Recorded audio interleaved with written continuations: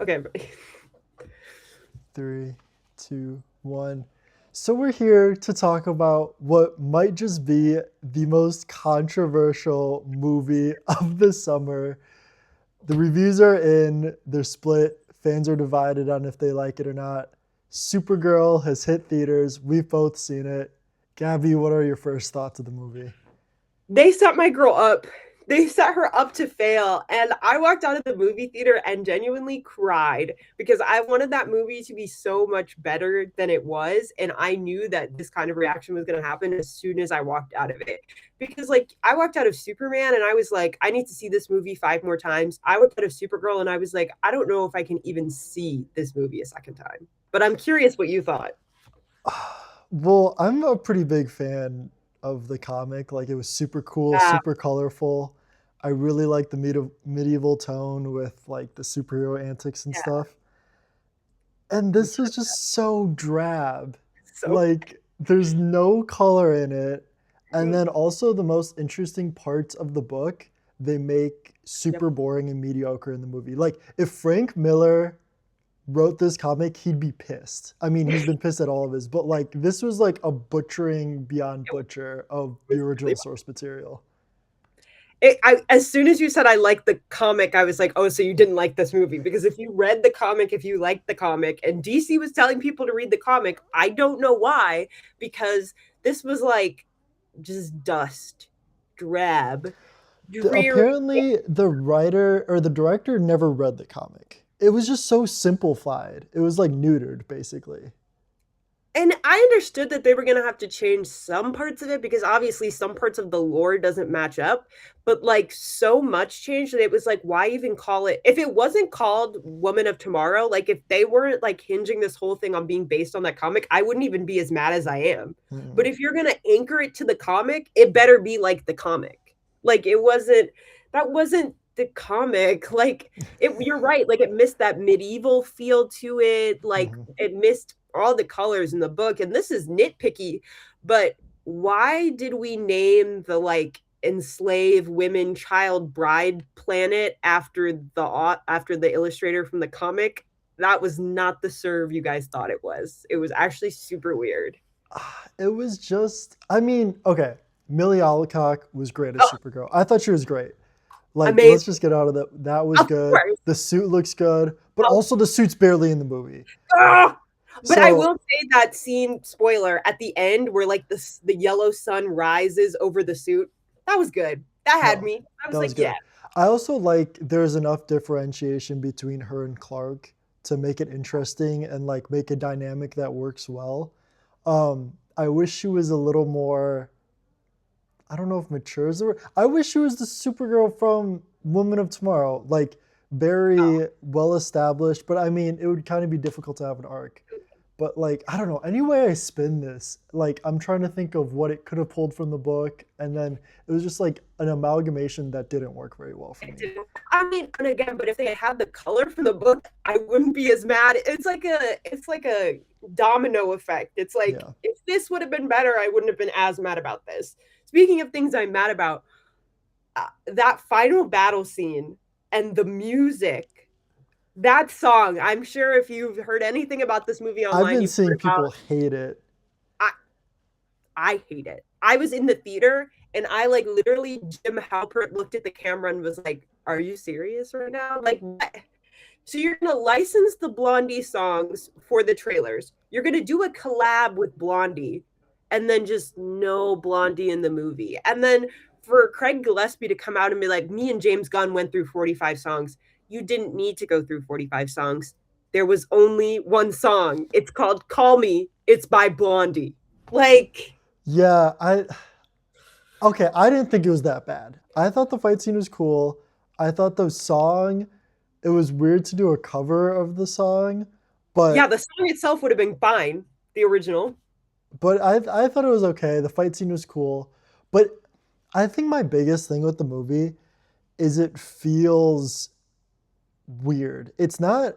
At first, I was like, it's a pacing thing, but I mean, the scenes went from each scene to the next well. Like it had good rhythm in that sense, but the rhythm for the shot to shot editing and the cuts was just not it. I felt like I was getting whiplash throughout the whole thing. The best edited sequence was when they're on Argo City and it's floating Yeah. away from Krypton. That whole sequence was great. All the That Argo scenes, I will say, are great. Yeah, if I got a miniseries with just that, I'd be happy. Yeah. I thought it was really good. I really love the Argo scenes. I'm glad that they included her mother dying because I read the comic like 3 years ago. Terrible memory, but that was the one thing from the comic that really stuck with me. So I was really glad that they included that. Now, this whole thing about her being born 8 years after Krypton exploded and I only lived on Argo, I don't know what the heck that was all about. That was not for me. I did not understand it. I do not like it. I'm willing to live with it. But this is like that change is exactly like the Clark's parents being evil change. I'm like, so I guess I have to live with this now. It's not the most egregious thing, but I don't like it. Yeah, at first I thought her not living on Krypton and then like making a lead floor and doing that whole painful sequence, which I thought was really cool in the book, that not happening, I kind of wanted it to. But then I Yes. thought about it and I was like, "Ugh, everybody dying of cancer is already pretty bad. You don't have to like double down with her trying to save everybody again."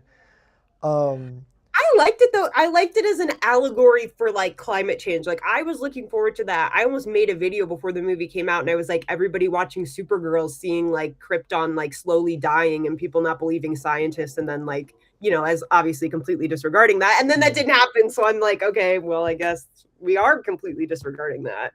Yeah, but another thing I didn't really like cut is all the things Krem did. I was kind of just waiting the entire movie, like, how bad are they gonna make this guy? And they just made him a sex trafficker, which is bad, but he's atrocious in the book. Like I want him to die so badly in the book.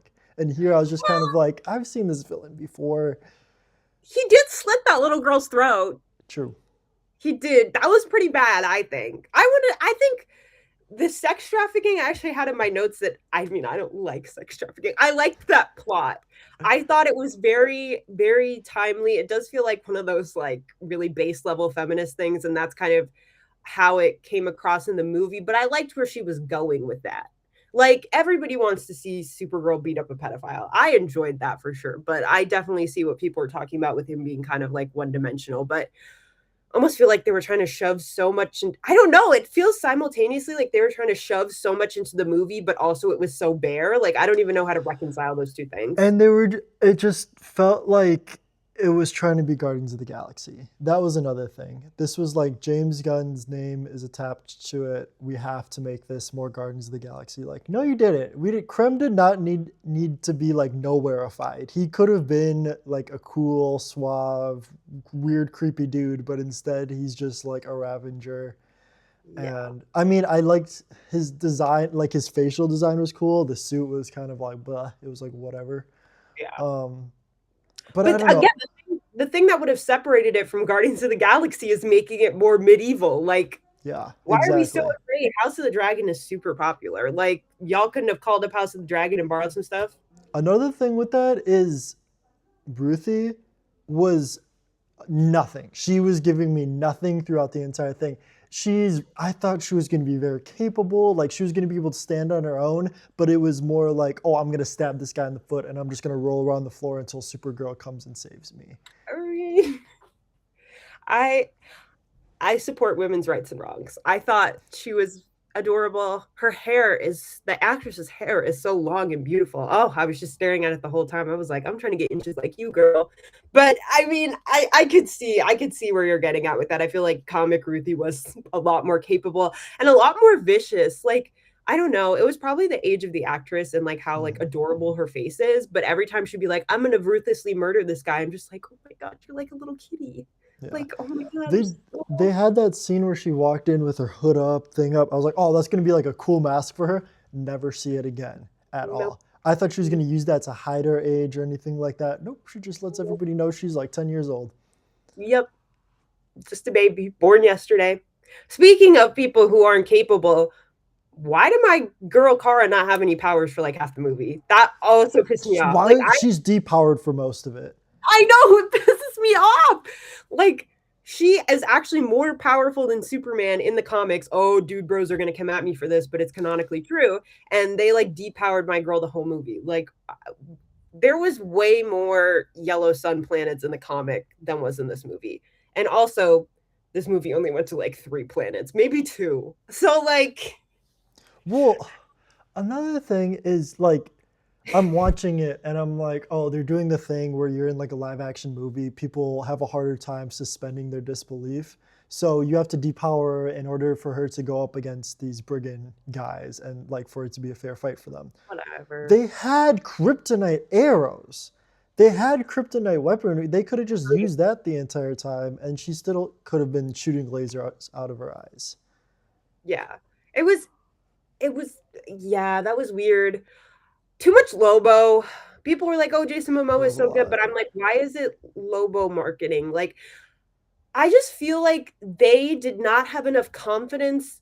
They, as in DC Studios, they, as in the writer and the director, did not have enough confidence in what they were putting out there. And they Mhm. were constantly trying to make it palatable for I don't even know who, because most people, even the normal consumers, seem to feel off put by it. And there are a lot of off putting moments.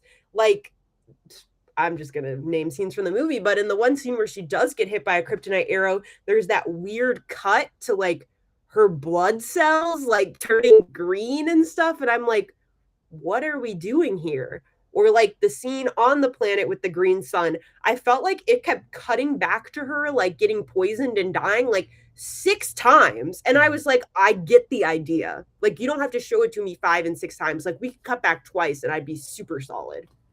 I I liked Lobo. I thought Jason Momoa did perfect as Lobo. I think that character fits him. I thought the characterization of Oh, for him being sure. like cool, like I thought everything about Lobo was perfect, except if you take him out of the movie, nothing changes. It's the same exact movie, just without the glup shido.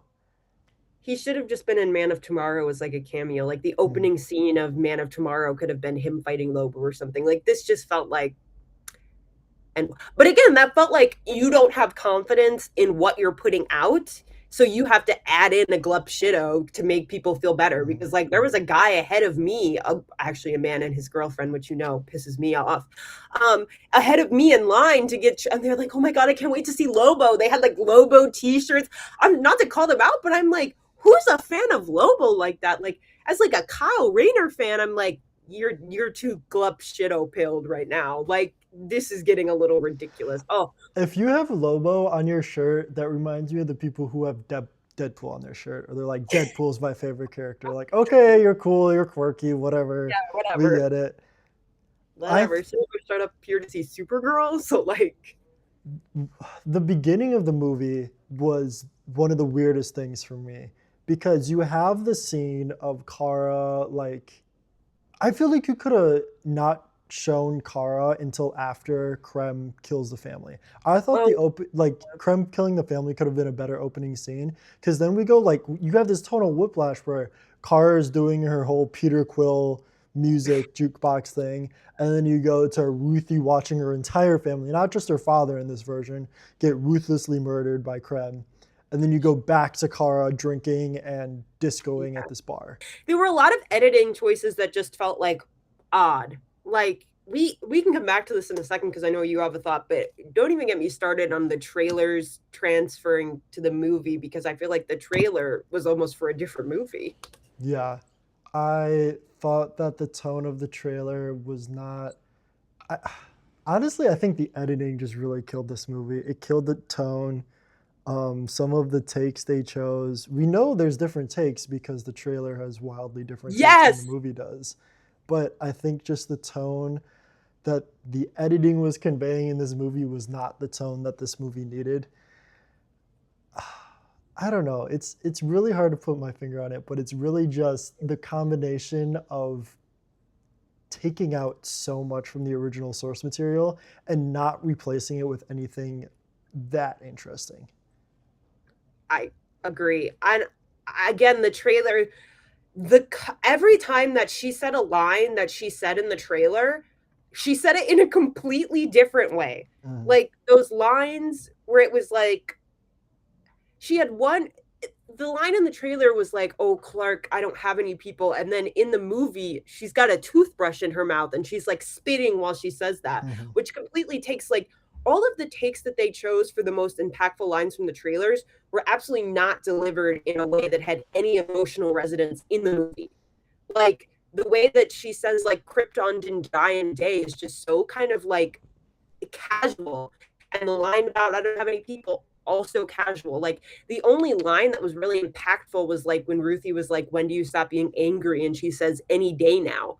And that kind of casual, like whatever cadence is good for that line. But the other two lines, like, why didn't you use the takes from the trailers? Like the trailer felt like a much more put together movie than the actual movie did. Yeah, I mean, I've been seeing stuff that they wanted to tone it down so it keeps a younger audience rating, and so Ooh. stuff got cut, which is like whatever, it is a superhero movie at the end of the day. But also, there are some scenes that people have pointed out look a little weird, like when Krem first walks onto Supergirl's ship, like she, he just walks on, Yeah. nothing happens. There's just so much about it that's just weird, and I'm curious to know if you noticed this, but I felt like some of the CGI looked very CGI, like especially in that final scene with the final battle scene where Ruthie is standing there, like that whole final scene with Krem felt really weird to me because I don't know, like I could just tell it was CGI. Like some of those planets, I'm like, I can tell you're standing in front of a green screen. Like her head was just cut out weird. And my dad said he didn't notice it at all, but like it was very glaring to me. So I'm wondering if I'm like insane, which I could think for me, it was just that the sets were really boring. They were yeah. just drab, like kind of deserty black building sets. And so when Kara's actually in suit and flying, she looks really weird because like Now the area around her is weird. And I'm thinking back to I'm kind of comparing it to Superman where it looks like it's CGI and you know it's effects, but it's kind of campy and it's yeah. kind of superhero-y, comic booky.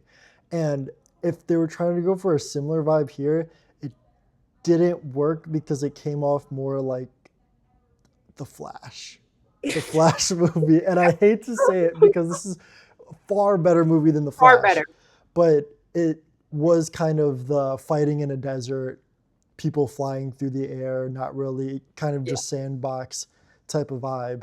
But I really think in Superman, you got Metropolis in the background and you've got a lot of colorful things happening. In Supergirl, you have the one colorful character and then you just have a gray background fighting against guys in black suits. Yeah.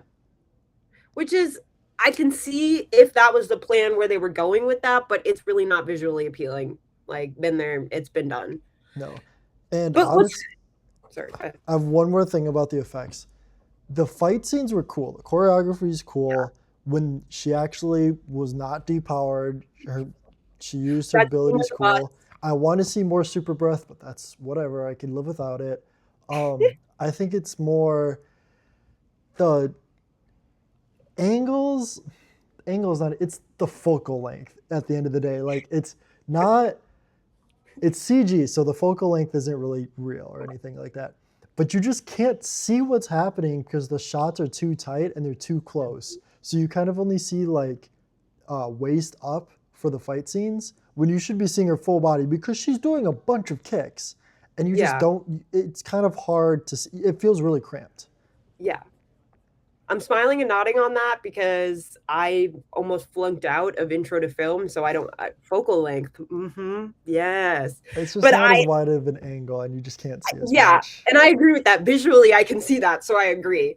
But I and the hardest thing about this movie, and this is kind of just a general take on it, is I feel like personally, I feel bad for dunking on it. I feel bad for criticizing it online because I don't want people to think like we're in a society right now where you if we're in a society, we live in a society where like to be honest, when you criticize a movie with a female lead, it feels like you can't just criticize it because it's maybe not the best movie. It feels like, oh, when I criticize it, I'm tearing it down because it's a woman-led movie. Like some women-led movies are not good.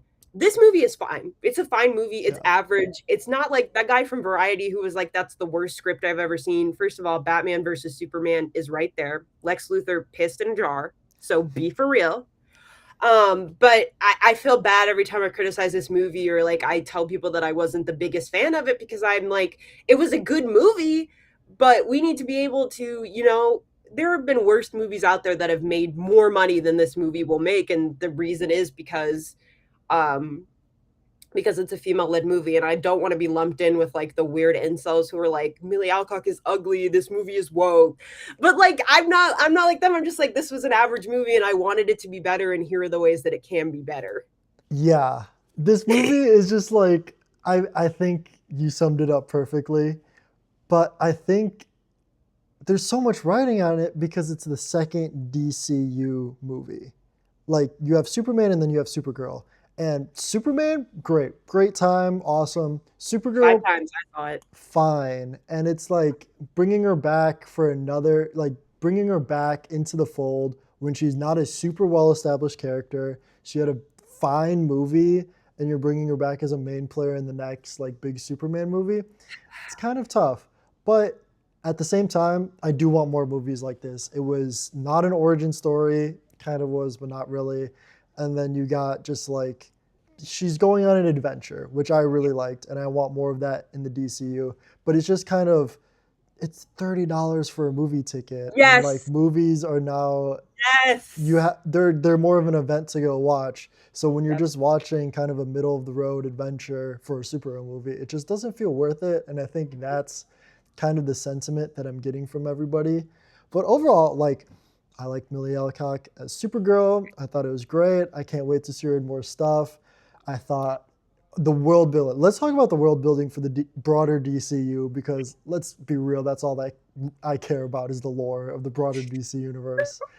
Argo City, I hope Brainiac has that in his ship. I hope that comes into Man of You think Tomorrow. he like has you hope he has like thousands of people dying of cancer?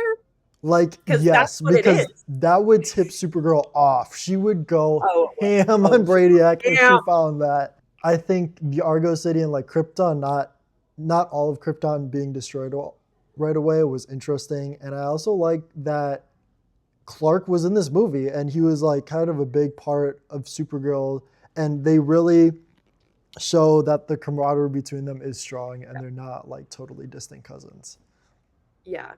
I will say back to your point about movies, I saw a tweet and somebody was like, why do people like use groupthink and they only go and see movies based on like a bunch of random guys' reviews? And it's exactly because like you said, a movie in this economy is like $30 without snacks. Mm. So you can't even have like average movies anymore because people aren't going to go see them because they don't want to pay that much, which I totally understand. Like I would bet money, like Kalshi, call me up that when this movie hits HBO Max, people are going to be like, wait, it wasn't that bad. Oh, it's underrated. Because that's when the majority of the public will be seeing it because people don't want to spend $30 on something they think might be bad. And I accept that. And I'll be ready when it comes out on HBO Max and everybody's like, wait, it wasn't that bad. And I'm like, yeah, like I said. But back to the point about world building. Like I said earlier, the point about her not being on Krypton when it blew up, I don't understand. They I thought it was mentioned fine. Clark's parents being evil. I still don't understand what that's about. I'm not trying to be like a comics purist, but I'm just a little confused. It's a little But weird where you have Clark's parents that are like fascists, and then you have yes, his brother who is like chill. But then yes, he's also chill with him sending his nephew to go conquer planets. That was a little weird throwaway line. Also, I'm sorry, James Gunn, but if you really read and you really lived All Star Superman, like you said you've lived All Star Superman, you would have read the story in which it's very, very important to Clark's entire character that his parents were scientists and not soldiers. But whatever, that's okay. I caught you lacking, but I guess nobody's ever going to find out about that, I guess. But in terms of world building, I would say Lobo's a good world build. Again, like we said, like he didn't really have a big place in this movie, but I think he opens up a lot of interesting opportunities going forward. I kind of wish there would have been more Easter eggs, but I'm kind of glad there aren't because we don't know where the DC EU is going to go from here. So like honestly, a bunch of like big lead ups and nothing happens would kind of make me more upset. Mhm. Yeah, I mean, yeah, to that, I was glad there wasn't a post-credit scene. Didn't need it. I'm glad the Clark Kara thing was kind of just tacked on at the end. That was perfect. Um, A post-credit scene of like Crypto like ripping shit in Clark's kitchen would have been funny though. Like if they had just shown what he was doing in the kitchen. But again, I guess they ran out of CGI money on this bad boy, so I guess that wasn't in the budget. yeah.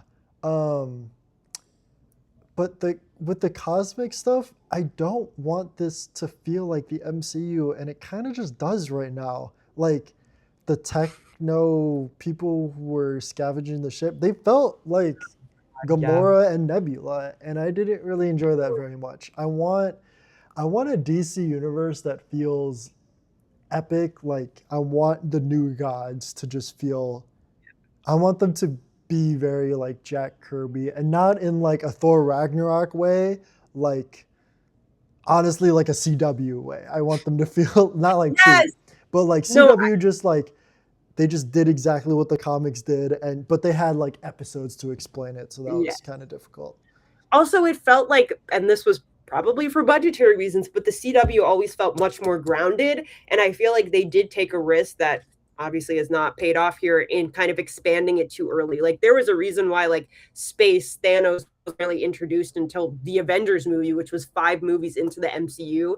So I feel like they kind of should have taken that CW route of keeping it grounded because I don't know. I just feel like this was our first exploit with space in the DCU, and it wasn't very good. It was pretty dark, and I'm like, I I don't think think this is it going to really excite people. I think it may have should have been more focused. You should have had like a hot girl movie maybe. She's already introduced. You could have had her, or you have Lanterns come out earlier. So instead Yeah, of having a hero who has the same power set and like parallel origin to a hero that's already been introduced, you kind of write yourself into a corner by having to expand just like super broad. So I think if they chose one space focused character to kind of go deeper into that and like really flesh out that one like they did with the Kryptonians, I think that would have also worked well yeah. for the world building.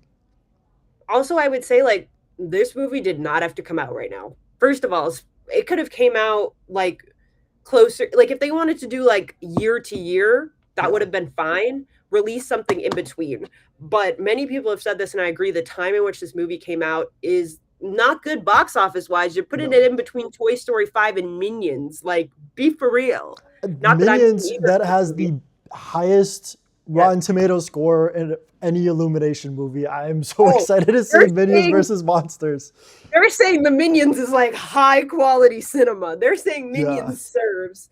So like it didn't need to come out. It could come out, well, not the end of July because Spider-Man has that. But why would we not let's drop lanterns in January. Let's get crazy. I don't think it was done in January, which is why they didn't. But in a dream world where Superman summer, lanterns January, Supergirl, let's go early August. Let's pull it out of the Spider-Man kind of thing because it's not beating Spider-Man. No. Or a Supergirl fall, like hot Mhm. Christian Girl autumn. Supergirl Like Fall would have been good.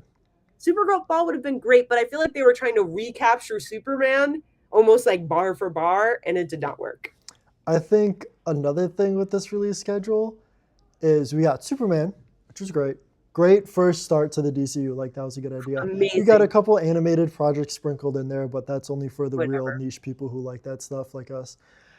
Supergirl, okay, cool. You're Sure. you're giving Superman a partner. That's cool. Clayface is your Like, third pick. let's talk about it We're because who doing is Clayface. the kids can't see Clayface, by the way. Speaking No. like when you're saying like, oh, they want to keep it for the kids, is Clayface for the kids? Clayface does not look like it's for the kids. Not a single thing in I'm Clayface scared of looks like it's for Clayface. the kids. I'm grown and I'm scared of Clayface. Every time the trailer pops up, I'm like, no, not No, today. they're like Sony Spider-Versing it. Like, why are we doing villains? And then also there's that report that they're focusing on a Deathstroke and Bane Oh, buddy cop. I don't even know if it's buddy cop, but it looks like a buddy cop movie they want to focus on. I Why? don't know What? Why are we scared of Batman? Why why. are we Or scared like of this Batman? if you don't leave the Teen Titans alone, if you don't leave them alone right now, we've tried. I watched every episode of the live action Teen Titans series, okay? And I hated every second of it. And I hated You don't myself. want the Titans? I do not, because nobody knows how to do them correctly. And I'm sorry, Beast Boy looks stupid in live action. Some things cannot be reproduced outside animation because they look stupid. Yeah. Cyborg looks stupid. Sorry. And I'm a whimsical person. I love whimsy, but some things just look stupid. Oh, Titans is gonna be bad. They're gonna piss off a lot of people. Outstanding. But even so, Titans would have been a great movie to put in right now because every little kid knows them from Teen Titans Go. And Teen Titans Go is fire. I love Teen Titans Go. Shout out to Teen Titans Go star LeBron James, who recently announced he's no longer going to be with the Los Angeles Lakers. Not posted by Discussing Fish. Discussing Film posted that. Even crazier. But Discussing Film. I was like, I got out of the movie and I was like, I cannot wait for the next DCU project. Let's look at what it is. It's Clayface. I'm excited for Clayface. I think it's a little weird. It's really weird that Clayface is coming out because like the concept is cool. You have like this horror villain type thing. But you haven't built up a base enough to go like crazy. Like WandaVision was like 2 phases into the MCU. You had to give them the slop first before you could hand them the like beautiful prestige television. The people aren't ready for prestige Clayface. They're not. No, and like Batman needs to come now because like this is their ace in the hole. They got to use it soon.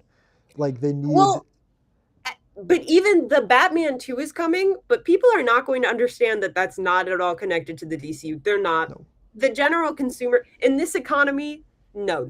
People are not thinking about that. So even when Batman does come out, it's going to confuse people. And I didn't even think The Batman was a good movie. Whoa. Yeah. That was a hot take. What? Maybe we should end there. I'll just drop that bomb and leave it. Okay, I guess we're going to end on that note. Those are our thoughts on Supergirl. Can't wait to talk to you next week. Is Spider-Man isn't out next week. That's no. July. Yeah, we're going to talk about next week. Maybe I'll watch The Batman again and we can talk about that. Okay, we're going to continue our DC summer. Gabby's going to watch The Batman and we're going to talk about why she doesn't like one of the best superhero movies of all time.